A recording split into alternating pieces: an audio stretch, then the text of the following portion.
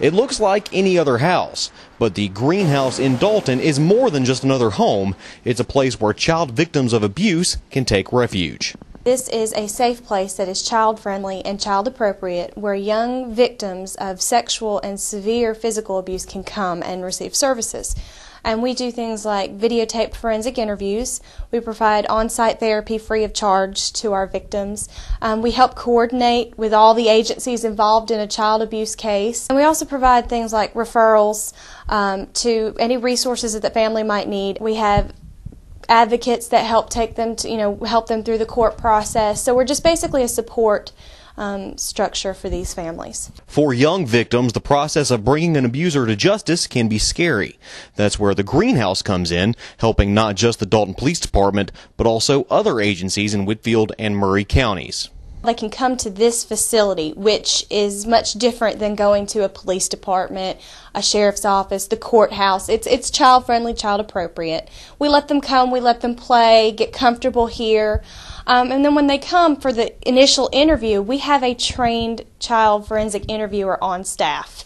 And she's trained to talk to kids, because talking to kids is completely different from talking to an adult. When we also do our videotape forensic interviews, we have them in a room alone with the interviewer, and everybody else, the law enforcement or DFACS who is involved, can sit in the conference room in another room and watch it as it's going on, but not have to sit right there so the child has to tell a whole table full of people. One of our biggest goals is to make this process the least traumatic as possible for these children. The Greenhouse receives funding from the Conasauga District Attorney, but programs such as counseling and day-to-day operations also rely on donations from the public. That's why the Greenhouse is once again hosting its Motor Mania fundraiser on September 27th at the Northwest Georgia Fairgrounds. The goal is to raise the money to continue to provide these direct services that we provide to these victims. Whole families can come, not just the people that own these cars.